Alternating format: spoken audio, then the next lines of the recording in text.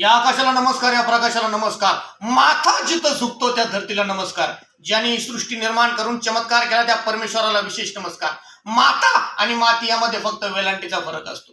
जन्म देते ती माता आणि पोटात घेते ती माती. म्हणून जन्म देणाऱ्या माझ्या आईला, माझ्या मातेला मी नमस्कार करतो आणि ह्या पोटात घेणाऱ्या माझ्या मातीला मी नमस्कार करतो.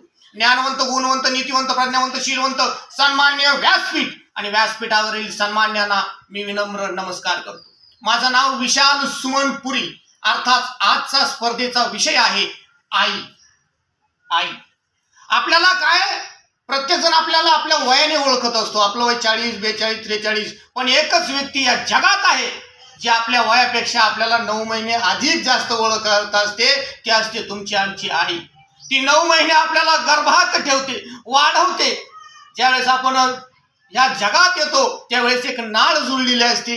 ती नाळ जिच्याशी जुळलेली असती त्या नाळेचं नाव म्हणजे आई. अरे आई कधीच म्हणत नाही की तुला 9 महिने पोटात वाढलं त्याचं भाडं दे.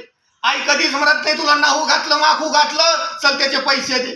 आई कधीच म्हणत नाही तुला मी ब्रेकफास्ट दिला, लंच दिलं, डिनर दिलं, जीव घातलाय, चल त्या खानोळीचे पैसे दे. आई कधीच म्हणत नाही तुला मी दवाखाना केला, तुझं दुखलं खुपलं, मी तुला सलाईन द्यायला गेले, दिवस रात्र तुझ्यापाशी बसले, चल त्याचे पैसे दे. आई कधीच म्हणत नाही तुला सायकल आणली, कपडे आणले, शाळेतले बुट आणले, चपला आणल्या, तुला मी कुरकुरे आणले, तुला मी सहलीला पैसे दिले, चल त्याचे पैसे काढ.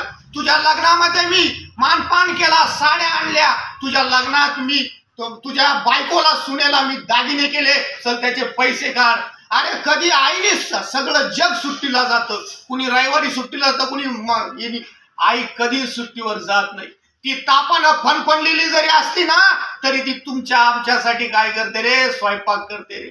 ती सुट्टीला जात नाही. रविवारी आपण बेडवर पडेल असतो, आपण म्हणतो आज रविवार आहे, सुट्टीचा दिवस आहे. ती पहाटे उठते, अंगण झाडून घेते, भांडे घासते, तुमच्या आमच्यासाठी चहा बनवते, नंतर स्वयंपाकाला लागते, धुणं धुते, राबते. अरे आईने कधी मागितले का तिच्या नवऱ्याकडं की बापा बाबा आज मला सुट्टी दे बरं, आज मी सुट्टीवर आहे. ती कधी सुट्टी मागत नाही. ती एकदाच सुट्टी मागते आणि एकदाच सुट्टी घेते. ती सुट्टी केव्हा घेते, जेव्हा ती शेवटचा श्वास सोडते ना त्याच दिवशी ती सुट्टीवर जाते रे.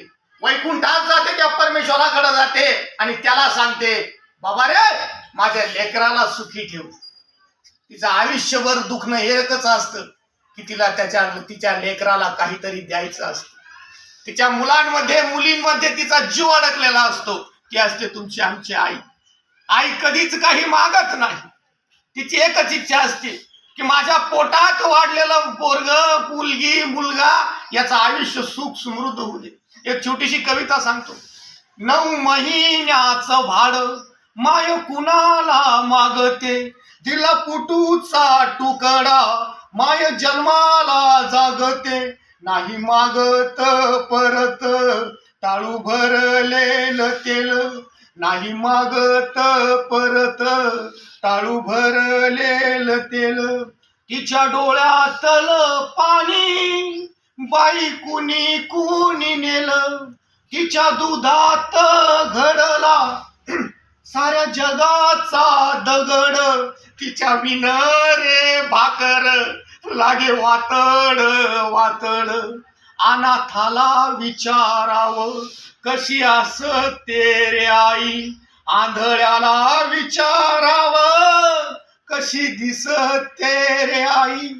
तिच्या मायेची सावली नाही कशात मावली, तुझ्या पजी आयुष्याची दुरी तिनं काळजाची केली. आई जगण्याची शाळा तिनं सार दिलं, आई जगण्याची शाळा तिनं सार दिलं. तुझ्या सुख दुःखासाठी दादा काय केलं, भाऊ काय केलं. आपण वाढत जातो पण आपल्या हेच लक्षात येत नाही की आपण वाढत गेलोय. पण आईचं काय, आता आईचं वय झालंय, आईचे सांधे दुखतायत, आईला शुगर झाली, आईला डायबिटीज झाली, आईचं डोकं दुखतंय, आईला आता चालता येत नाही, आईला आता चक्कर येते, आई पहिल्यासारखं काम करू शकत नाही. हे कधी आपल्या लक्षात येतंय का रे? आणि जेव्हा लक्षात येतं ना ती माऊली हॉस्पिटलच्या कॉटवर शेवटच्या घटका मोजत असते. बाबा महाराज सातारकर एक गोष्ट सांगून गेले होते, लहानपणी ऐकली होती, की आई एका आपल्या पोराला लेकराला लहानचं मोठं करते, नवरा वारलेला असतो, त्याला शिकवते, नोकरीला लावते, त्याचं लग्न लावून देते. लग्न झालं की 2-3 महिन्यात ते पोरग बायकोच्या नादी लागून वायली निघतं.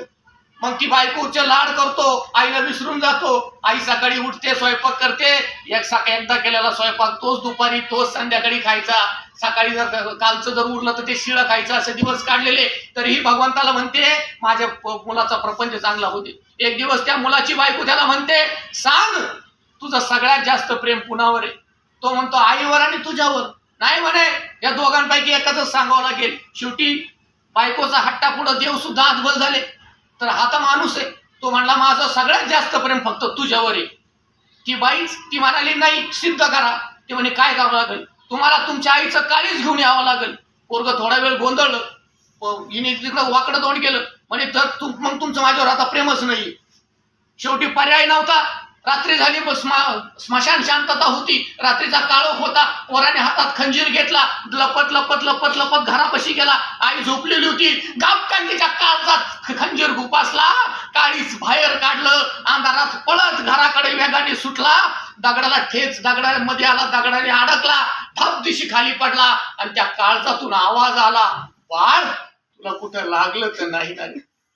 अरे याला म्हणतात आई. मुलाच्या हाताने मरण जरी आलं तरी तिची इच्छा असते की माझ्या बाळाला काही होईल.